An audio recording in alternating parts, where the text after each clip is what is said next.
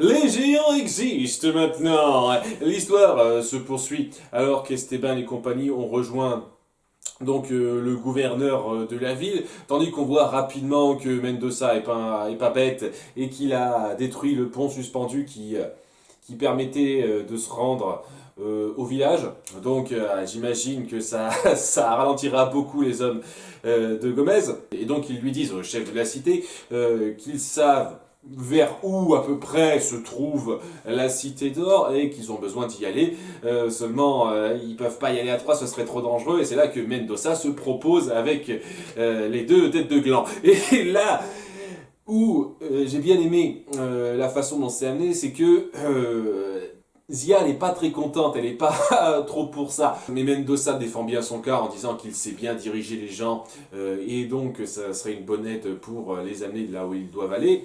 Et j'aime bien le fait donc que ça continue à nouveau sur cette atmosphère de suspicion, c'est-à-dire Zia ne fait pas du tout confiance à Mendoza et de façon assez compréhensible parce qu'on sent clairement que Mendoza cherche surtout à trouver des richesses et n'a pas forgé pour l'instant une grande attache avec les enfants. En tout cas, il ne le laisse pas trop paraître.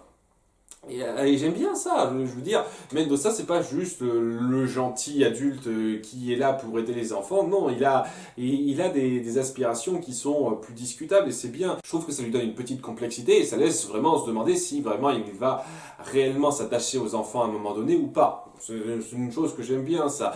Donc le chef de la cité, de la ville n'est pas complètement con et dit ok vous les accompagnez mais je vous donne quand même quelques hommes à moi hein, pour vous accompagner. C'est logique quoi, il va pas les laisser seulement aux mains de Mendoza. Et ce qui amène donc à un petit moment où ils traversent les flancs de la montagne pendant 3 jours. Après ce qu'ils disent, eh bien, dites donc, ils perdent un peu leur temps quand même. Ça dure si longtemps que ça pour faire ce voyage-là. Et on a un petit passage que j'ai trouvé assez drôle où Esteban aide Zia à sauter un petit passage escarpé, mais il s'en fout de Tao. C'est le coup, allez, vas-y, Tao, démerde-tout. C'était le moment où on sent à nouveau que c'est pas le personnage complètement intégré au groupe, c'est-à-dire qu'il a un petit moment de complicité, mais pas autant de complicité qu'Esteban et Zia. C'était le petit truc, et c'était assez drôle. À ce moment-là, ils sont attaqués par des Urubus, comme ils le disent, c'est un peuple de géants. Et oui, ça existe. C'est en gros des gros mecs ultra baraqués qui font genre 2,50 m, qui doivent peser 200 kilos, quelque chose comme ça, vous voyez. C'est...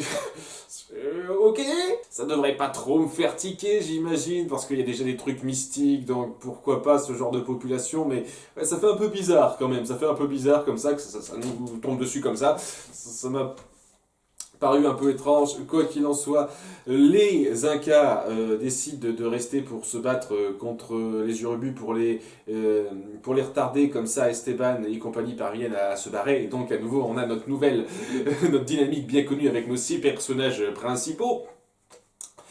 Il s'enfuit par une crevasse qui est trop étroite pour que les Urubus passent, étant donné qu'ils sont massifs, donc il joue un petit peu sur le côté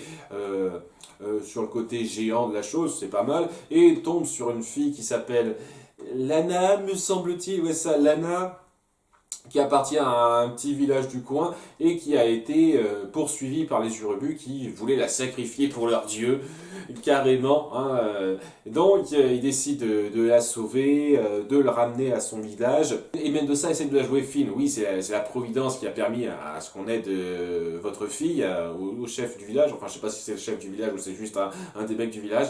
Il me semble que c'est plutôt le chef, mais bon, un détail. Et lorsque Béguilleur essaye de demander cash où se trouvent les cités d'or, il lui fait un bon coup dans les côtes en disant « Eh oh, tu peux arrêter de s'aborder nos plans, essaye de la jouer fine, merde, s'il te plaît. Hein, » Ça, c'est un bon truc que je pourrais te dire par rapport au côté comique qu'ils peuvent apporter, c'est le fait qu'ils peuvent agacer les personnes qui sont, elles, plus intelligentes. C'est une façon de jouer intelligemment, enfin, correctement sur la bêtise de certains personnages. Malheureusement, il les montre juste être bêtes pour être bêtes. La plupart du temps, c'est un peu dommage. Et c'est ce qui fait que je ne suis pas fan de ces deux personnages à nouveau. Enfin bon, ils sont amenés à leur village et j'imagine qu'on pourrait les appeler le peuple du roseau parce que tout est composé de roseaux chez eux. C'est-à-dire ils ont des barques en roseau flottant et ils habitent sur une île en roseau flottant avec des maisons en roseau. C'est... Je sais pas, ils bouffent du roseau. C'est leur truc à fond, quoi. Et alors que ça commence à se calmer pour eux, ils sont acceptés dans le village, tout ça, ils apprennent la nouvelle que les Urubus s'apprêtent à attaquer le village parce qu'ils veulent absolument mettre la main sur Lana pour la sacrifier. Et donc au début, ils semblent partir défaitistes en disant « Ah zut, c'est pas la peine, ils sont trop forts pour nous ». Et Lana est prête à se sacrifier. C'est plutôt joli, hein, c'est plutôt joli dans la mise en scène, dans le côté sacrifice de la chose. Mais Esteban et Zia ne veulent pas laisser ça se faire. Ce qui amène donc Esteban à demander à Tao s'il n'a pas une idée de génie pour les sortir de là. Et il a une idée de génie pour les sortir de là. J'ai trouvé un peu grosse quand même, un petit peu grosse. En gros, ce qu'il fait, c'est qu'il, en l'espace d'une nuit, je précise, il crée un sous-marin artisanal à partir de deux barques. Il crée un sous-marin artisanal qui, alors que les Urubus attaquent sur leur radeau avec leurs flèches géantes qui détruisent genre la moitié du village, hein, le temps qu'ils aient le temps d'agir, avec leur sous-marin, ils attaquent, ils coupent les ficelles qui tiennent attachées leur radeau, et donc ils finissent à la mer. Ils leur font peur avec une espèce de design très particulier, un peu monstrueux de leur sous-marin. Et grâce à ça, donc, ils ont peur, ils s'enfuient, les Urubus, et ils capturent leur chef. C'est un peu gros pour moi quand même. Je veux bien que Tao soit doué et tout, mais à ce point-là, c'était un peu excessif pour moi. Un petit peu excessif. Bref, le chef des Urubus est capturé, et il promet de ne plus jamais enlever de fille pour la sacrifier à leur déesse. Parce que oui, c'est un désir de leur déesse, enfin d'après l'oracle. Je sais pas, est-ce qu'on va s'étendre davantage sur ce peuple? Ça me paraît possible parce que la fameuse déesse en question, je ne me souviens plus exactement du nom, est en fait la déesse qui permettrait d'ouvrir les cités d'or. Donc ils ont un peu besoin de se rendre auprès de cette déesse, et le temple de cette déesse se trouve à un certain endroit que leur indique le chef des Urubus, et ils ont leur destination à ce moment-là.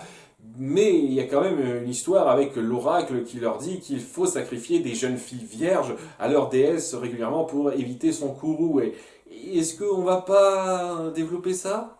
Ça me paraît un peu intriguant à développer quand même. Il y a une espèce d'oracle qui, si ça se trouve, parle au nom de leur déesse à tort. C'est pas impossible. C'est pour ça que, je sais pas, j'espère qu'on ira un peu plus loin là-dessus et que ce sera pas juste un peuple de géants qu'on aura introduit l'histoire d'un épisode et puis qu'on verra plus ou qu'on évoquera genre rapidement histoire d'eux, quoi. J'espère qu'on ira un peu plus loin que ça. Voilà, c'est histoire de dire. Mais quoi qu'il en soit, c'est là que ça se termine et c'était pas mal du tout. À nouveau, j'aime beaucoup l'ambiance de suspicion qu'il y a au sein de notre groupe de 6, maintenant qu'ils sont à nouveau réunis comme il faut, entre guillemets, notamment avec Zia qui fait pas du tout confiance à Mendoza, ce qu'on peut tout à fait comprendre, et le côté très cupide que Sancho et Pedro, hein, bégayeur et face de singe, ont du mal à cacher. C'est pas mal de ce point de vue-là. Il y a pas mal d'actions bien foutues. Il y a des choses qui sont introduites un peu rapidement et qui sont un peu grosses, au sens propre comme au sens figuré, je ne vous cache pas, qui empêchent d'apprécier énormément cet épisode, mais ça reste bien sympathique, pas mal, et j'attends impatiemment de voir s'ils vont pas tarder à trouver cette fameuse cité d'or. À très bientôt pour l'épisode 17. Bye!